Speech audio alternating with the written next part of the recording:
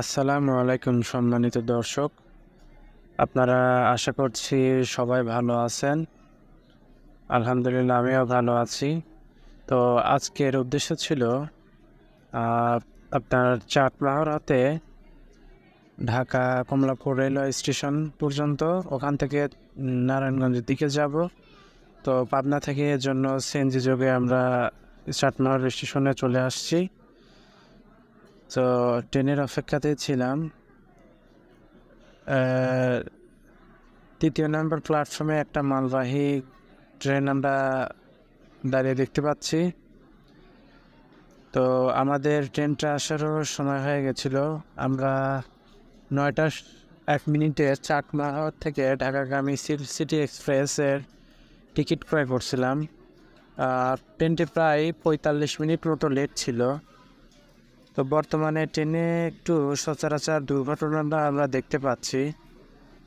দুর্ঘটনার কারণেই ট্রেনগুলো অনেক লেটে চলাচল করছে। যেহেতু আন্তনগর ট্রেন, তো সকল রুট মেনেই তাদেরকে চলতে হয়। তো আমরা ট্রেনে ওঠার অপেক্ষায় ছিলাম। তো ট্রেন প্রায় চলে আসছে। ট্রেনে চলাচল করতে আসলে একটা অন্যরকম স্বস্তিবোধ লাগে। এই জন্য আসলে ট্রেনে দেখতে থাকেন যে আসলে বেশিরভাগ সময় আমি ট্রেনেই চলাচল করে থাকি।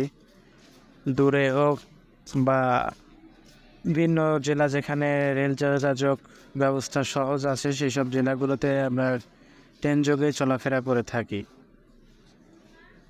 তো আপনারা যদি এরকমভাবে ট্রেনে করে আপনার পার্শ্ববর্তী এলাকা বা আশপাশের রেল স্টেশন হতে ঢাকা বা যে কোনো রুটে চলাচল করতে চান, তাহলে অবশ্যই অনলাইন থেকে একদম সহজ পদ্ধতিতে আপনারা টিকিট ক্রয় করে আমার মতো আপনারাও এরকমভাবে ট্রেন যোগে চলাচল করতে পারবেন। তো আমাদের যাত্রা শুরু হয়ে গিয়েছে ইতিমধ্যে। আমরা বড়ালের কাছাকাছি অবস্থান করছিলাম। এই যে দেখতে পাচ্ছেন বড়ালের ব্রিজের নিচের অবস্থা। ব্রিজ হতে নিচেকার ভিউগুলো দেখতে পাচ্ছেন। এই যে পাশেই বড়ালের পাশেই যে মাঠটা, পাশে একটা পার্ক আছে। এটা এখান থেকে দৃষ্টিনন্দন, যা বলার মতো না, দেখতে অনেক সময় ভালো লাগে। তবে রাত্রে লাইটিংটা আমার কাছে অনেক সুন্দর লাগছে এখানকার। তো আমরা যাত্রা করেছিলাম গত 8ই মে, এবং আমাদের আপ ডাউন টিকিট কাটা ছিল।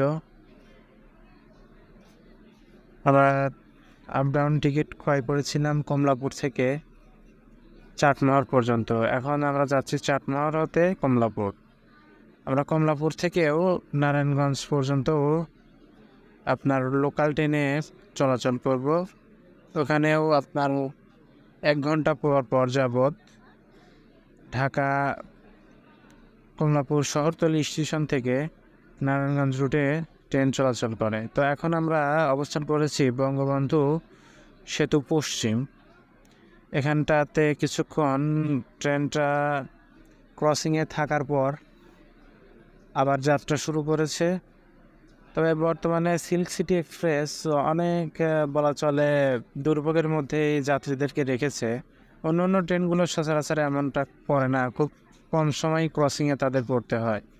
তারপরে যেহেতু এটা কন্ট্রোলিংয়ের ব্যাপার স্যাপার আছে। তো এখন আমরা যমুনা সেতুর উপর দিয়ে চলাচল করব। এই যে দেখতে পাচ্ছেন যমুনা সেতুর যে নতুন যে রেল লাইনের যে ব্রিজের সেতু নির্মাণ চলতেছে, সে কারণে পূর্ব পাশে ও পশ্চিম পাশে দুই পাশেই অনেকগুলো রুটের ট্রেন যাতে একসঙ্গে দাঁড়িয়ে থাকতে পারে সেই ব্যবস্থায় তারা গ্রহণ করতেছে। অবশ্যই ট্রেনের সেতুটা চালু হয়ে গেলে এই দুর্ভোগটা কমে যাবে ইনশাল্লাহ। তো আমরা এই যে দেখতে পাচ্ছেন সেতুর উপর দিয়ে পারাপার করছি। এই যে সেতুর উপর থেকে এই যে নদীর ভিউ দেখতে পাচ্ছেন। এই পাশে দেখতে পাচ্ছেন রেল লাইনের সেতু নবনির্মিত। হয়তো সামনের বছরের দিকে আমরা হয়তো এই পাশ দিয়েও যাতায়াত করতে পারবো। আমরা পাবনাবাসীও আশা রাখছি যে হয়তো আমরাও একটা নতুন পাবনা এক্সপ্রেস নামে একটা ট্রেন পেতে যাচ্ছি।